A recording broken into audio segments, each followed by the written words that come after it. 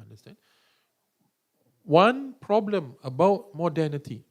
So, one thing good about reading books like this, it brings out all your academic aspects as well. If you look at timeline in history, how knowledge travels.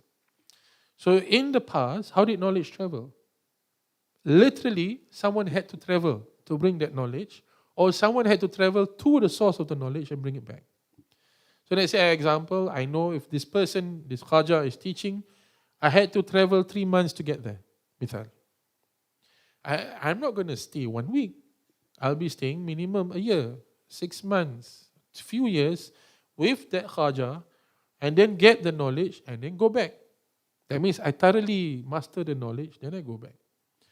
So it takes longer for a person to settle with knowledge. Because this is the only means. This is the only means. Then you get mail, letters, etc., book binding, bookkeeping, etc. As in how you create, this medium that you can carry knowledge. That's where you get calligraphers and all these kind of people, right? Paper came into the picture. So it's easier now. I can write a book, disseminate it. So, but the tradition of still visiting a guru or a Khaja is still there. You know him as the author of maybe Ihya, you will find the author, Imam al-Ghazali, and then you go and find him. Because to get the book itself is not easy. You see? So that means also you had time to allow these ideas and practices to develop. And then you get what? Telegram. That was the next thing. After electricity has been given birth to, you get what? Telegram. Now information spreads a bit faster. Still, human beings have time to develop philosophical ideas. They still manage this. Then you get what? You get print, which is now faster. Right? Now print is faster and is easier, etc. So now you get the books easier. Detached of the authors. So then, but you still have a lot of teachers that can develop you through the medium of the kitabs. Fine. Then you get internet. Those who do not have the mental or spiritual capability to actually understand what is being thought would fall back. This is where you get extremism. Extremism didn't come with just religion, no. Extremism is the product of the misunderstanding of religion, and because of the speed at which we get information, which does not allow us to actually digest and to mature with the religion that we get. And this is the work of Dajjal. Simple. So now you get a lot of information, a lot of knowledge, a lot of preachers, a lot of this, but you don't have time to develop whatever you've received. And that's when you get whatever we have today. So those who don't understand Sufism, immediately they go into literal Islam. Because they're not willing to spend time to develop, mature with those teachings. If they lived in Khaja Nizamuddin time, if they heard of this knowledge, and then they go to Khaja Nizamuddin, and they sit, and they were forced to sit, at least they won't live as an extremist. You get what I'm trying to say? Now that corruption has already happened. Of course, now if you go to a madrasa and you sit for 1 year, you become even more hardcore lah. You get what I'm trying to say? Because you're not there to study, to be understanding, but you study with a myopic understanding already. You already created that framework of understanding. Herein lies the difference. You can be poor, but you can be a great Sufi that benefits the whole community. You can be rich, right? Many Arab states are rich, etc., but you might not be one who actually benefits the Muslim community. How come the poor people can benefit more? Doesn't make any sense. This is what social change is about. It's not just the wealth, but it's the person, how the change maker is. Very, very important. So that's how, in a bit, how knowledge changes. As time changes, how we take in knowledge change. So nowadays when you tell people you have to be patient in dhikr, they're not going to be patient because it's developed like that. They study like that. 6 years, 4 years, 10 years. The shuyukh, how many years did he sit just to master one dhikr of illallah, maybe? Right? A bit more.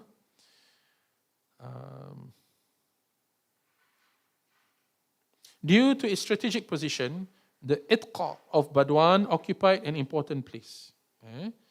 So, in the administrative setup of the Sultanate, in fact, Badwan, where the Sheikh was born, enjoyed a political and cultural status second only to that of Delhi. Khaja Nizamuddin was born on the last Wednesday of the month of Safar. Subhanallah. Right? He was given the name Muhammad, but became known as Nizamuddin. So his original name is Muhammad. Muhammad Badayuni Mahbubi Ilahi Chishti. So Khaja Nizamuddin Muhammad Badayuni, Badayun Mahbubi Ilah, that's his title, Chishti. That's his name. So what is Khaja Nizamuddin's real name? Khaja Muhammad. Who is the son of who? What's the father's name? Khaja Ahmad. Khaja Ahmad. Ali is the son of Khaja Ali. Ahmad, who is the son of Khaja Ali. Understand? Ali is his grandfather. So Muhammad bin Ahmad bin Ali Nizami. I have to be clear. Nanti orang cakap lain family pula. When Khaja Nizamuddin deprived of paternal love and when was Khaja Nizamuddin deprived of paternal love and care? According to Muhammad Jamal Qiyamuddin, he was a post-Morpheus child, a statement which did not corroborate in any other source. Ali Jandar said that his father passed away when Khaja Nizamuddin was suckling. Amir Khord more vaguely states that he was in his infancy. According to Jamali, he was 5 years of age. Ali Jandar's statement, coming straight from the mouth of Sheikh, is more trustworthy. The Sheikh had heard about his circumstances in which his father passed away from his elder sister. According to her, their mother, Bibi Zulaikha, had dreamt that someone asked her to choose between her son and her husband, as one of them was destined to die. Bibi Zulaikha chose her son. Husbands, be careful.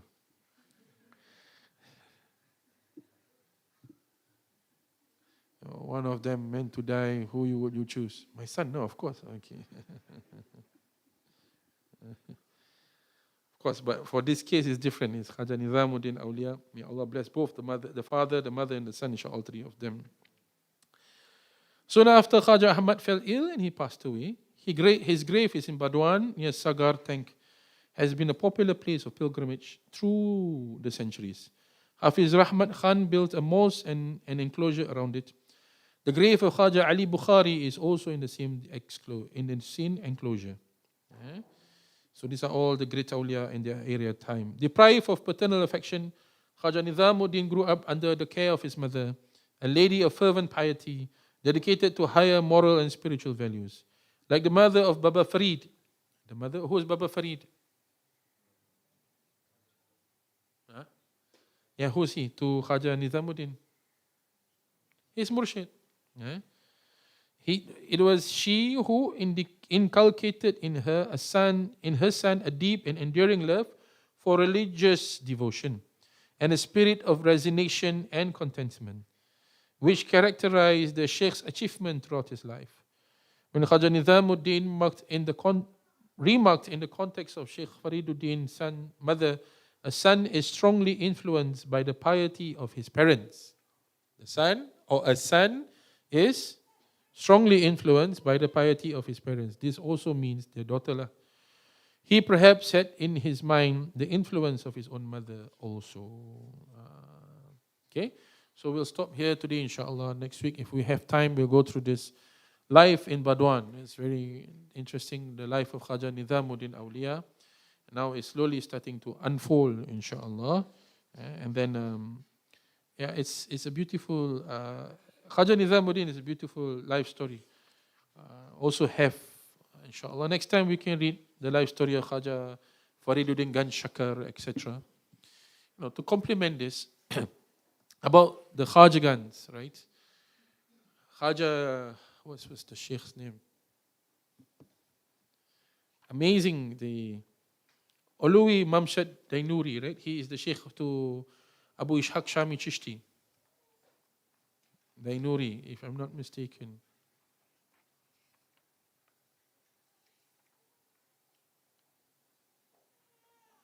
Khaja Mamshad Alwi Dainuri, correct. It was said, ever since he was born, until the day he passed away, he did not eat.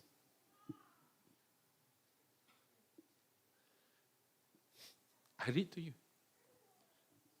Shamsul Fuqara, Badrul Atqiya, Sheikhul Asfiya, adorned with kashaf and karamat. His blessed name was Karimuddin. He was adorned with the garb of honor by Khaja Hubayratul Basri, radiallahu anhu. He went through many strivings in mujahada and had attained a great rank among the awliya. He did not eat his entire life. He did not eat his entire life. When was our last meal? He only inhaled the blessings of the dunya and passed the day. So he only inhaled, ila kenyang. Doesn't need to eat.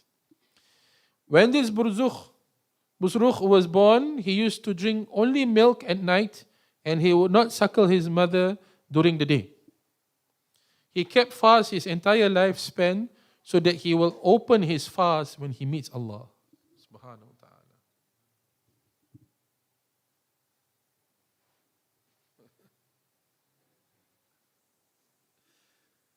Still doubt the awliya? Of course, people will still doubt. How come no eat? Prophet was the first thing the Prophet also eat. First thing they attack Prophet. Like they know the Prophet like that. Sallallahu Alaihi Wasallam. How did he eat? You get what I'm trying to say? How did he eat? So this awliya, the Khajagans are not normal people. That land did not produce normal people. Thus far, alhamdulillah, we've produced McDonald people. Long John Silver's people. Right? Coffee bean people. We have not produced those who have not ate people, inshallah. And so, inshallah, we hope for a revivification of this. Maybe the children in our khanqa are like that, we don't know. We keep talking about the awliya. Somehow or other, maybe our DNA would change like that, Oh, wishful thinking, Sorry, the Singaporeans must come out. Right? We should, where go like this one? Sure need to eat what? We eat at least 10 times a day. Grab here, grab again, grab again, grab again, grab again, grab apa? Dia grab angin aja dia dah kenyang. Really? You get what I'm trying to say? Why? Because if you read, again because of their mothers and their fathers had that strong himmah. You get what I'm trying to say? So how to do this now? A bit difficult, of course. Nowadays, the entry is 2. Salawat and dhikr. These 2. If your children can do that already, inshallah, salamat. Right? If today Saiful go back, he says, children don't eat. But behind him, he got 1 Popeyes. I don't know how like that. Cannot, right, Saiful? Doesn't work like that. You need a lot of the environment. This is not something you can force. You get what I'm trying to say? So the environment is very important. The environment that you create in the khanqa, etc.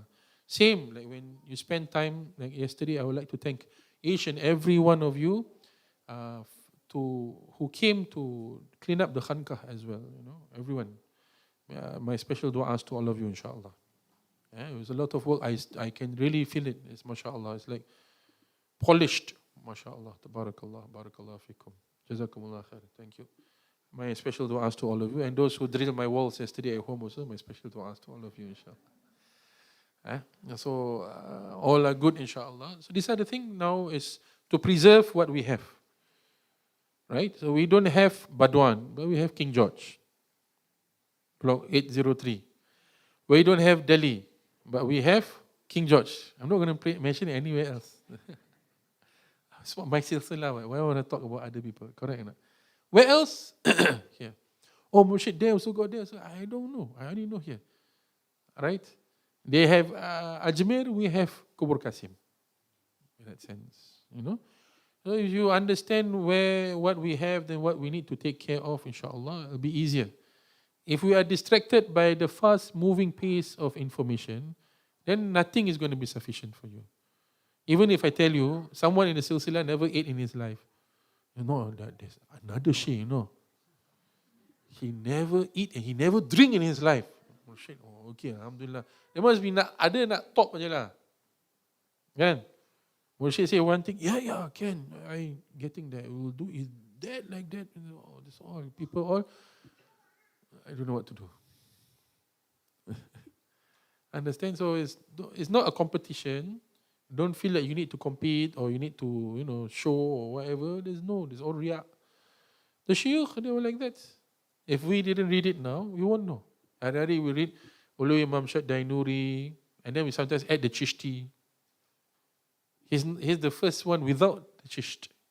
If you read from bottom up lah, which we do, he's the first one without the Chisht. After that, semua tak ada. Or before him, sorry. Abu Ishaq Shami Chisht. So it's mentioned that during that time, the Chisht area were known to be like the great Buzrukh, all the great awliya were there. And they had great institutions of learning in Chisht. So what 𝗠𝘂𝗵𝗆𝗍𝗂𝗶 Dainuri told him, I will give you the name Chisht because the people of that area who have high himma will be following you, will be flocking to you. Not that he's from that area, but because the people from that area will come to him. Ini keramat lain level. Is the sheikh telling him, I'll give you the name of the area. Why? Because they'll be coming to you. Not, he didn't say, you go that area, you will be successful. He didn't say that. I give you the name. He named you upon the area. Lagi dahsyat. Like he took the area, he gave it to him.